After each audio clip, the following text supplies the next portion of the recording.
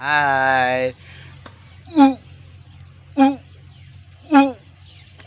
Welcome to my channel Dhuliya Gautam বন্ধুসকল, এটা নতুন ভিডিঅ'লৈ আপোনালোকক স্বাগতম জনাইছোঁ। আজি ভিডিঅ'টো আৰম্ভ কৰিব লৈছোঁ মোৰ শিক্ষাগুৰুৰ শিক্ষাদানৰ লগতে শিক্ষকৰ উপৰিও তেওঁ এজন কণ্ঠশিল্পীও হয়। সেই ব্যক্তিজনক আপোনালোকৰ আগত চিনাকি কৰাই দিয়াৰ মানসেৰে এই ভিডিঅ'টো প্ৰস্তুত কৰিছোঁ। বন্ধুসকল বলক। ওৰ হাতৰে মিশা জান দূৰ হাতৰে কাগজান জানা তুমি মোৰ হৃদয়ৰ মৰমৰে দেহা। গৈ আছোঁ বন্ধুসকল খোজকাঢ়ি, বেছি দূৰ নাই, পামগৈ আৰু বলক। সেই গৰু পালোহিয়ে বন্ধুসকল, বলক গেট খুলি সোমাই যাওঁ। এই গেট খুলিলোঁ, গেটখন মাৰি থৈ যাওঁ, ছাগলী সোমাই যাব। বলক বন্ধুসকল চাওক, কি সুন্দৰ ঘৰ, কি সুন্দৰ পৰিৱেশ চাওক। এই চালি সম্ভৱ গৰম কাটিব, ভাল লাগিছে বন্ধুসকল, ভাল লাগিছে। এয়া চেণ্ডেল খুলি বলক ভিতৰলৈ প্ৰৱেশ কৰোঁ। প্ৰৱেশ ভিতৰলৈ যাওঁ। পোনপ্ৰথমে চাওঁ ৱাল ক্লক, মজা বন্ধুসকল চাওক। বেৰৰ কালাৰ চাওক, ইটো ৰং সিটো ৰং, কি মজা লাগিছে বন্ধুসকল চাওক। আৰু বন্ধুসকল এই ফটোখন যে দেখিছে, মই তেওঁকে আজি লগ কৰিবলৈ আহিছোঁ। বহুত দিনীয়া ফটো হয় চাগে, তো বলক বন্ধুসকল চাই থাকক। ফাইনেলি বন্ধুসকল গন্তব্যস্থানত মই উপস্থিত হ'লোহি, আৰু পোনপ্ৰথমেই মই চিনাকি কৰি দিবলগীয়া ব্যক্তিজনৰ কাষলৈ যাব বিচাৰিছোঁ। বন্ধুসকল চাই থাকক। বন্ধুসকল যিজন ব্যক্তিৰ কথা কৈছোঁ, যিজন কণ্ঠশিল্পীৰ কথা কৈছোঁ, মোৰ শিক্ষাগুৰু, মোৰ অতি মৰমৰ ছাৰ। পোনপ্ৰথমে আপোনাক মই নমস্কাৰ জনাইছোঁ। নমস্কাৰ, তোমালৈ নমস্কাৰ। পোনপ্ৰথমে আপোনাৰ নিজৰ স্বৰচিত গীতেৰে আমাৰ ভিডিঅ'টো আৰম্ভণি কৰিবলৈ অনুৰোধ জনাইছোঁ। ধন্যবাদ থাকিল। জয়তে ঢুলীয়া গৌতম ইউটিউব চেনেললৈ মই আন্তৰিক শুভেচ্ছা জ্ঞাপন কৰিছোঁ। ধন্যবাদ। আৰু লগতে তোমাৰ চেনেলৰ যোগেদি এই মহাসংকটৰ সদৌ অসমবাসীলৈ মই সুস্বাস্থ্য কামনা কৰিছোঁ। এতিয়া মোৰ এটি গীতেৰে গৌতমে আৰম্ভ কৰিব কৰিছে যেতিয়া, মই এই মহাসংকটত বহাগৰ আগত, বহাগ আহিছে, মনটো উগুল থুগুল লাগিছে, কিন্তু বহাগক কৰোণাই বাধা দিছে। সেই মুহূৰ্ততে মই এটি গীত লিখিছিলোঁ, নিজৰ কথা আৰু কণ্ঠৰে সুৰ কৰি মই ইতিমধ্যে মোৰ নিজৰ চেনেলত দিছিলোঁ। সেই গীতটোকে মই গাই পিনি তোমাৰ চেনেলটো হ'ব আৰম্ভ কৰিছোঁ। কাহিনী হ'ব।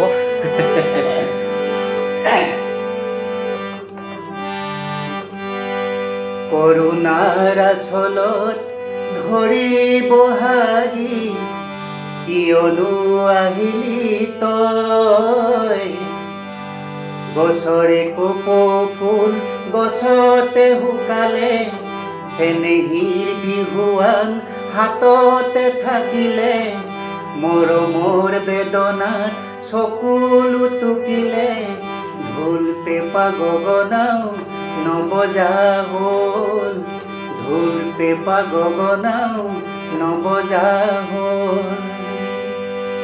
কৰোণাৰ আচলত ধৰি বহাগী, কিয়নো আহিলি তই, গছৰে কপৌ ফুল গছতে শুকালে, চেনেহীৰ বিহুৱান হাততে থাকিলে, মৰমৰ বেদনাত চকুলো টুকিলে, ঢোল পেঁপা গগনাও নবজা হ'ল, ঢোল পেঁপা গগনাও নবজা হ'ল। খুব সুন্দৰ এটি গীত ছাৰ। হয়, তাকে থাওকতে কথাকেইটা মনলৈ আহিল, লিখি থৈ দিলোঁ, আৰু তেনেকৈ সুৰ কণ্ঠ কৰি ৰাইজৰ আগত বিলাই দিলোঁ। হয় বন্ধুসকল, যিটো গীত শুনিছে চাওক, বৰ্তমান সময়ৰ লগত খাপ খোৱা এটি গীত। আপোনালোকে কেনেকুৱা পালে শুনি পোনপ্ৰথমেই এটা আপুনি কমেণ্ট কৰিবলৈ নাপাহৰিব। মানৱতাৰ আজি মৃত্যুৰ দুৱাৰ দলি, দুৱাৰে দুৱাৰে টোপৰ মাৰিছে মৃত্যু নিচে হুল পাজি মানৱতাৰ আজি মৃত্যুৰ দুৱাৰ দলি দুৱাৰে দুৱাৰে টোপৰ মাৰিছে মৃত্যু নিচে হুল পাজি শুনিছানে অসমীয়াই শুনিছানে অসমীয়াই শুনিছানে অসমীয়াই শুনিছানে অসমীয়াই কৰোণাৰ আচলত ধৰিব হাগি কিয়নো আহিলি তই গছৰে কপৌ ফুল গছতে শুকালে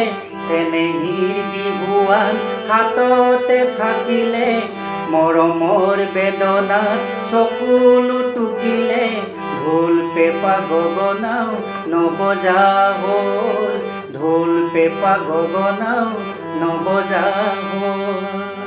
ধন্যবাদ ছাৰ। বন্ধুসকল কেনেকুৱা পালে আপোনালোকে কমেণ্ট কৰিবলৈ নাপাহৰিব। যিহেতু মোৰ শিক্ষাগুৰু তেখেতৰ নাম ফুলেশ্বৰ বৰা আৰু মই ভাবিলোঁ যে যিহেতু মোৰ এজন শিক্ষাগুৰু আৰু শিক্ষকতাৰ মাজতেই তেখেতে গীতৰ চৰ্চা অব্যাহত ৰাখে, মই ভাবিলোঁ তেখেতক আপোনালোকৰ আগত এই ভিডিঅ'টোৰ যোগেদি কিছু পৰিচয় কৰাই দিওঁ। সেই মানসেৰে এই ভিডিঅ'টোৰ আয়োজন কৰিছিলোঁ। ছাৰ এতিয়া জানিব বিচাৰিছোঁ যে আপোনাৰ সংগীত জগতৰ আৰম্ভণি কেতিয়াৰ পৰা গীত গাবলৈ আৰম্ভ কৰিছে? হয়, সেয়া আছিল 80 দশকৰ কথা। 79 মানে ছাত্ৰ আন্দোলনৰ ভৰপক আছিল। হয়, ছাত্ৰ আন্দোলনৰ ভৰপকৰ মাজতে আমি সংগীতৰ অ আ ক খ শিকিছিলোঁ। অ আ ক খ শিকাহে হ'ল, কিন্তু মানে সংগীতৰ নৃত্যবিধি সত্ৰবিধিবোৰ শিকিব থাকিলেই। যিহেতু পৰিৱেশটো আমাৰ বাতাবৰণটো খুব সিমান সুচল নাছিল সেই সময়ত, বিশেষভাৱে আমি বহুত এটা সংগ্ৰাম কৰিবলগীয়া হৈছিল। সংগীতৰ ওপৰত এটা হেঁপাহ আছিল। সেই হেঁপাহটো ধাৰাবাহিকতাটো ৰক্ষা কৰিবৰ কাৰণে আমি যথেষ্টখিনি সংগ্ৰাম কৰিবলগীয়া হৈছিল। তেনেকৈ আমি কিছু আয়ত্ব কৰি আমি ৰাইজৰ মাজত আমাৰ মনৰ এইবিলাক আমাৰ গীতবিলাক বিকাশ কৰিবৰ কাৰণে বা ৰাইজক খোৰাক দিবৰ কাৰণে আমি পিঠিত কংগু লৈ হাৰমনিয়াম গীটাৰ এনেকৈ কান্ধত লৈ গীত পৰিৱেশন কৰিবলৈ গৈছিলোঁ। এটা অনুভৱ হৈছে এতিয়া, মনৰ অনুভৱ এটা হৈছে। সেইটো মানে মনৰ এনেকৈ মনত পেলাবলৈ চেষ্টা কৰিছোঁ সেই দিনৰ কথালৈ। তেনেকুৱাকৈ আমি এটা সুন্দৰ এটা বাতাবৰণ আনিবলৈ চেষ্টা কৰিছিলোঁ। আমাৰ ইয়াত প্ৰয়াত দেৱ চেতিয়া, লক্ষী বৰুৱা, সূৰ্য ডেকা এইকেইজনৰ কথা এই আপাহতে আমি উল্লেখ কৰিবই লাগিব। যিহেতু তেওঁলোকক মানে সাক্ষী কৰি আমি আমাৰ এই অঞ্চলটোত আমাৰ শিহুমাৰ বৰপথাত আমি আলোক সংঘ নামেৰে এটি সংঘ স্থাপন কৰিছিলোঁ। সেই সংঘৰ জৰিয়তে আমি সংগীতৰ কিছু বস্তু আনি আমি তেনেকৈ আমি সংগীত প্ৰচাৰ কৰিবৰ কাৰণে বা সংগীত পৰিৱেশন কৰিবৰ কাৰণে আমি তেনেকৈ গৈছিলোঁ। গতিকে এটা বাতাবৰণ আমি আনিবলৈ চেষ্টা কৰিছিলোঁ। কিন্তু আমাৰ ধাৰাটো বিশেষভাৱে মোৰ মানে এটা লাইনটো বেলেগ হৈ গ'ল, যিটো কাৰণে বাতাবৰণটো মই ৰখাবলৈ চেষ্টা কৰিব নোৱাৰিলোঁ। যদিও এতিয়া এই মুহূৰ্তটো মই গীতৰ কিছু চৰ্চা কৰি আছোঁ বা গীত মই পৰিৱেশন কৰি থাকোঁ। তেনেকৈ নিজৰ কথা কণ্ঠবোৰে তেনেকৈ ৰাইজৰ বা অসমবাসীৰ মাজলৈ মই মোৰ কণ্ঠৰে কেইটামান গীত মই ইতিমধ্যে বিলাবলৈ চেষ্টা কৰিছোঁ। গতিকে তেনেকুৱাকৈ আমি এটা বাতাবৰণ আনিম এটা সমাজখনৰ কাৰণে। বিশেষভাৱে গীত থাকিলে মানুহৰ এটা সুন্দৰ বাতাবৰণ এটা পায় সমাজখনে বা উঠি অহা প্ৰজন্মই। গতিকে গীতটো অব্যাহত ৰাখিবৰ কাৰণে মই তোমালোককো মই আহ্বান জনাইছোঁ। হয়, এতিয়া প্ৰচাৰ মাধ্যম যথেষ্টখিনি হৈছে, এইবিলাকতে জৰিয়তে উঠি অহা প্ৰজন্মক আগুৱাই নিব বুলি আশা কৰিছোঁ। ছাৰ, এতিয়া জানিব বিচাৰিছোঁ যে আপুনি কাৰ গীত বেছিকৈ শুনে আৰু কাৰ গীত বেছি গাই ভাল পায়? হয়, গীত বুলিলে মই সকলো গীতেই ভাল পাওঁ। বিশেষভাৱে জয়ন্ত হাজৰিকাৰ গীত আৰু মহেন্দ্ৰ হাজৰিকাৰ গীত, এই দুজনৰ গীত মোৰ যথেষ্টখিনি মানে ভাল লাগে। ইয়াৰ উপৰিও ভূপেন হাজৰিকাৰ গীতো ভাল লাগে তেনেকুৱাকৈ। আপোনাৰ ভাল লগা গীত এটি শুনিব বিচাৰিছোঁ এই মুহূৰ্তত। বাৰু, মই মহেন্দ্ৰ হাজৰিকাৰ গীত এটি গাবলৈ চেষ্টা কৰিছোঁ দেই।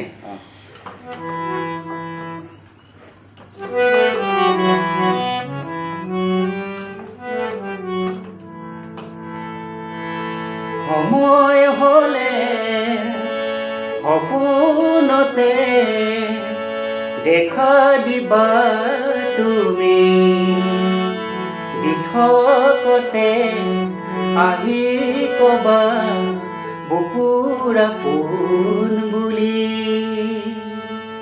সময় হলে সপোনতে দেখা দিবা তুমি, দিঠকতে আহি কবা বুকুৰ আপোন বুলি। দুভাগ ৰাতিবোৰ নেযায় নোপোৱাই, তোমাৰ মৰমে মোৰ দেহা মন জোৰাই। দুভাগ ৰাতিবোৰ নেযায় নোপোৱাই, তোমাৰ মৰমে মোৰ দেহা মন জোৰাই। জানো তুমি আহিবা মিঠা অনুৰাগ আনিবা আনিবা। সময় হলে সপোনতে দেখা দিবা তুমি, দিঠকতে আহি কবা বুকুৰ আপোন বুলি, বুকুৰ আপোন বুলি, বুকুৰ আপোন বুলি। ধন্যবাদ ছাৰ, খুব সুন্দৰ কণ্ঠ বন্ধুসকল। কেনেকুৱা পালে কিন্তু আপোনালোকে কমেণ্ট কৰিবই কৰিব। বন্ধুসকল, অলপ আগতে ছাৰে ক'লে যে বেলেগ এটা লাইন, ছাৰ সেই বেলেগ লাইনটোনো কি মই সেইটো জানিব বিচাৰিছোঁ। এই কথাটো এনেকুৱা হ'ল, সংগীতৰ প্ৰতি খুব ধাউতি আছিল, যিহেতু আমি খুব মানে আমাৰ বাতাবৰণটো তেনেকুৱা এটা সংগীতৰ বাতাবৰণ আমাৰ ইয়াত নাপালোঁ, আৰু আমি আৰ্থিক দিশতো খুব জোৰলা আছিলোঁ সেই মুহূৰ্তত। গতিকে আমিতো এতিয়া পেটৰ তাৰণাত কিবা এটা কৰি খাব লাগিব, গতিকে সংগীতৰ বাতাবৰণটো নাপালোঁ যেতিয়া আমি বহুত কষ্টৰে শিক্ষকতা বৃত্তিটোৱে মানে বাছি ল'লোঁ। গতিকে শিক্ষকতা বৃত্তিটো বাছি লোৱাৰ পাছতেই সংগীতৰ প্ৰতি যিটো মানে এটা ধাৰা থাকিব লাগিছিল, সেইবুলি মই কোৱা নাই যে সংগীতৰ প্ৰতি মই কাৰণে সেই ধাৰাটো মই ৰাখিব নোৱাৰিলোঁ, যিটো কাৰণে মাজতে মোৰ মানে দুটামান দশক মোৰ মানে স্থবিৰ হৈ গ'ল। কিন্তু চৰ্চাটো মাজে মাজে খুব সেৰেঙা কৰি চলাই থকা হৈছিল। গতিকে সেই ধাৰা অন্যফালে ধাৰা বুলি কওঁতে সেইটোৱে মানে হৈছে। হয় বন্ধুসকল, আপোনালোকে ধাৰাটো শুনিলে, সেই বেলেগ লাইনটো শুনিলে। লাইনটো কি, এজন শিক্ষক শিক্ষকতা কৰে। এই মুহূৰ্তত জানিব বিচাৰিছোঁ যে আপুনি শিক্ষকতাৰ মাজতে গীতৰ কেনেধৰণে আপুনি চৰ্চা কৰে? সেইটোৱে, হেঁপাহ থাকিলে, হেঁপাহ আৰু এটা আন্তৰিকতা ল'ব পাৰিলে সময়টো মানে তেনেকৈ উলিয়াই ল'ব পৰা হয়। সময়টো কেতিয়াও মানে অন্তৰায় হ'ব নোৱাৰে। গতিকে হেঁপাহটো থাকিব লাগে। আমাৰ হেঁপাহটো আছিল, হেঁপাহটোৰ কাৰণেই এতিয়া সংগীতৰ এতিয়া হাৰমনিয়ামখন লওঁ, হাৰমনিয়ামৰ মই কৈছোঁৱে নহয় আমি আহে শিকিলোঁ, নৃত্যবিধি সত্ৰবিধি থাকিলেই শিকিলোঁ সংগীতৰ। গতিকে তাৰ মাজতে আৰু হেঁপাহটো আছে, হেঁপাহ আছে কাৰণেই কেতিয়াবা হাৰমনিয়ামখন হাত দিওঁ, তাতেই সংগীতৰ জন্ম দিবলৈ বা সংগীত এটা সৃষ্টি কৰিবৰ কাৰণে চেষ্টা কৰোঁ। হয় বন্ধুসকল, হেঁপাহ থাকিলে মানুহৰ যিকোনো কাম হৈ যায়। মোৰো বহুত হেঁপাহ আছে। মই আপোনালোকে জানে মই ঢোল বজাওঁ। ঢোলত মই বৰ্তমানলৈকে যিমানখিনি আগবাঢ়িছোঁ, আপোনালোকে আশীৰ্বাদ কৰিব, লগতে ছাৰকো আশীৰ্বাদ কৰিব যে ছাৰৰ যিটো সপোন ভৱিষ্যতে সেই সপোনটো পূৰ হওক। ছাৰ, এতিয়া জানিব বিচাৰিছোঁ যে আপোনাক গীত গোৱাত বা এই সংগীতৰ ক্ষেত্ৰখনত বা সংগীতৰ জগতখনত আপোনাক কোনে বেছি প্ৰেৰণা আগবঢ়াইছে? হয়, মোৰ সংগীতৰ সেই শিক্ষাগুৰু মোহন ছাৰ আছিল। মোহন ছাৰ এতিয়াও আছে, সৌ সিদিনালৈকে আমাৰ ঘৰলৈ আহিয়ে আছিল। আমাৰ ঘৰতো মানে সংগীত পাঠদান কৰিবলৈ আহিছিল সুনীল মোহন ছাৰ। তাৰপাছত আছিলে আমাৰ প্ৰয়াত দেৱ চেতিয়া আৰু লক্ষী বৰুৱা, সূৰ্য ডেকা, তেনেকুৱাকৈ আৰু মোৰ ঘৰৰ পৰিয়াল সকলোৰে মই প্ৰেৰণা পাইছিলোঁ, মোৰ বন্ধুবৰ্গ। এইসকলৰ পৰা প্ৰেৰণা পাইছিলোঁ। হয়। যেতিয়া মই 2004 আৰু 3-4 চনত সন্থাৰ সম্পাদক থাকোঁ, তেতিয়া মোৰ সতীৰ্থ বন্ধুসকলে খুব প্ৰেৰণা দিছিল। সেই প্ৰেৰণাকে বুকুত বান্ধি আগুৱাই গৈছিলোঁ। সেইবিলাকে মোৰ প্ৰেৰণা। হয় ছাৰ। বন্ধুসকল, ছাৰ এজন ছাৰেই নহয়, মোৰ শিক্ষকেই নহয়, তেওঁ গীতো গায়, কণ্ঠশিল্পীও হয়, লগতে তেওঁ এজন বিহু বিচাৰকো হয়। গতিকে ছাৰ, মই এই মুহূৰ্তত জানিব বিচাৰিছোঁ যে আপুনি শিক্ষকতাও কৰে, গীতো গায়, বিহু বিচাৰকো কৰে। সেই বিহু বিচাৰকলৈ মানে কেনেধৰণে আগবাঢ়ি গৈছে? হয় হয়, এইটো যিহেতু আমি গীত মাত কৰোঁ, ঢোল বজাইছিলোঁ, গীত মাত কৰোঁ, তেনেধৰণে ৰাইজে আঁকোৱালি লৈছিলে। আৰু লগতে মই বিহুৰ সুৰক্ষা সমিতিৰ এজন সদস্য আছিলোঁ, তেনেকৈ আমাৰ প্ৰশিক্ষণো আছিল। তেনেকৈ আমি বিহু বিচাৰকৰ এটা ধাৰালৈ যাবলৈ মানে সেই সুবিধা এটা পাইছিলোঁ। তেনেধৰণে ৰাইজে বিভিন্ন বিহু মঞ্চত বিহু বিচাৰকৰ কাৰণে আমন্ত্ৰণ কৰে। তাৰ উপৰিও আমি খেলা ধূলাও কৰিছিলোঁ, তুমি জানা চাগে। খেলা ধূলা ভলীবলত আমি যথেষ্টখিনি, আমাৰ হিউমা বৰপথাৰ দলটো যথেষ্টখিনি আমি আগুৱাই নিছিলোঁ। বহুত জেগাত আমি ভলীবল খেলিছোঁ। তেতিয়া দিনত আজিৰ দৰে এনেকুৱা মটৰ চাইকেল বা কাৰ নাছিলে। মটৰ চাইকেল আমি এইবিলাক দূৰৰ কথা আছিলে, আমি চাইকেলো নাপাইছিলোঁ। ডাবল কৰি যাওঁ চাইকেলত, কেতিয়াবা খোজৰে যাওঁ। তেনেকুৱাকৈ বহুত এটা বিঘাত এৰিয়া এটা আমি ভলীবল খেলিছিলোঁ। ভলীবল খেলাৰ মাজেতো মই ভলীবলৰ মানে বিচাৰকো আছিলোঁ। ভলীবলো মানে খেলাবলৈ মোৰ সুবিধামান পাইছিলোঁ। কি নাই, বিহু বিচাৰক লগত ভলীবলৰ বিচাৰক। আপুনি চিন্তা কৰক, খেল এখন পৰিচালনা কৰোঁতে কেনেধৰণৰ পৰিচালকৰ দায়িত্ব কেনেধৰণৰ ঘাত প্ৰতিঘাত হয়, আপোনালোকে এবাৰ নিজেই ভাবি লওক। ছাৰ, এবাৰ অলপ বেলেগ এটা প্ৰশ্ন সোধোঁ আপোনাক। আপুনি যিহেতু শিক্ষক, বৰ্তমান লকডাউন, স্কুল বন্ধ, গতিকে ছাত্ৰ ছাত্ৰীলৈ আপুনি কি ভাষ্য আগবঢ়াব? বৰ মনত পৰিছে ছাত্ৰ ছাত্ৰীসকলে স্কুলখনলৈ। পৰহিদিনা গৈ স্কুলখন চফা কৰি থৈ আহিলোঁ। স্কুলখন চফা কৰি থৈ আহিলোঁ বাৰু। এই ছাত্ৰ ছাত্ৰীসকলৰ এতিয়া এইটো এটা বাতাবৰণ আহিছে, এতিয়া পৃথিৱীলৈ এটা সংকট আহিছে। এই মুহূৰ্তত মই পুনৰবাৰ আমাৰ অসমবাসীৰ কাৰণে মই সুস্বাস্থ্য কামনা কৰিছোঁ।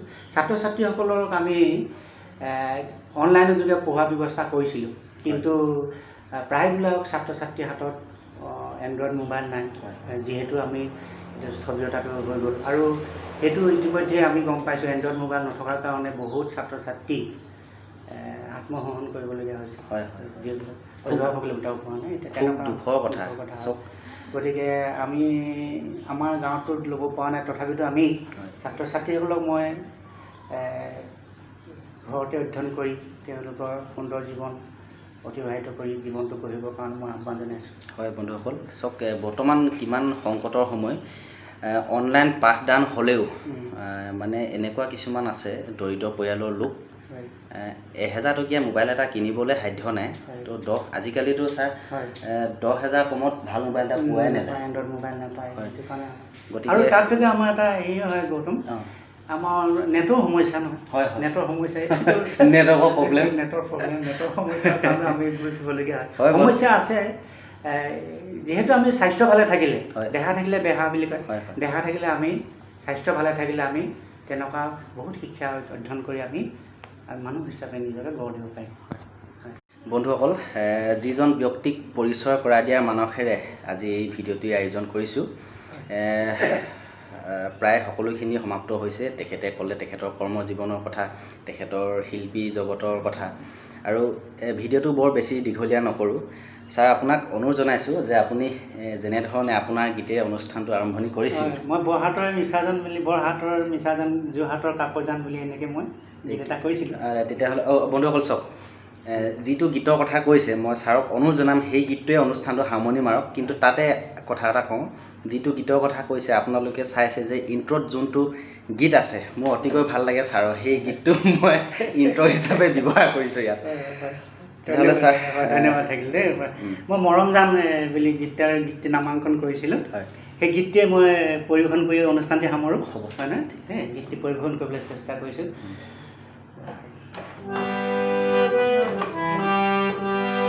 বৰহাটৰ মিছাজান যোৰহাটৰ কাকজান, জানা তুমি মোৰ হৃদয়ৰ মৰমৰে দেহা জান তোমাকে লৈ কবিতা লিখোঁ মই যেতিয়া ভাৱনা বুঢ়াহে জানানি গৰি তেতিয়া বৰ হাতৰে মিছা জান জোৰ হাতৰে কাকজান জানা তুমি মোৰ হৃদয়ৰ মৰমৰে দেহা জান তোমাকে লৈ কবিতা লিখোঁ মই যেতিয়া ভাৱনা বুঢ়াহে জানানি গৰি তেতিয়া অনুৰাধ গাই দিওঁ ন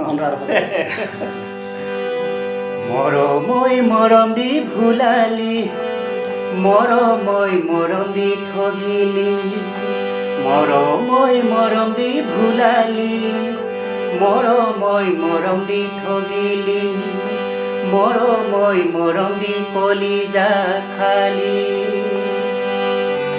মৰমৈ তোৰে ঐ হেঁপাহন মৰমৈ মৰিব নোৱাৰো মৰমৈ তোৰে ঐ হেঁপাহন মৰমৈ মৰিব নোৱাৰো মৰমৈ এতিয়া কি কৰোঁ মই বৰ হাতৰে মিছা জান জোৰ হাতৰে কাকজান জানা তুমি মোৰ হৃদয়ৰ মৰমৰে দেহা জান তোমাকে লৈ কবিতা লিখোঁ মই যেতিয়া ভাৱনা বুঢ়াহে জানানি গৰি তেতিয়া ভাৱনা বুঢ়াহে জানানি গৰি তেতিয়া ধন্যবাদ হয় পুনৰবাৰ ঢুলীয়া গৌতমৰ চেনেলটোলৈ শুভেচ্ছা জ্ঞাপন কৰিছোঁ তোমাৰ চেনেলটো দীঘাই হওক তাকে কামনা কৰি ধন্যবাদ শান্তি তোমাৰ মনৰ কামনা পূৰ কৰিছোঁ বুলি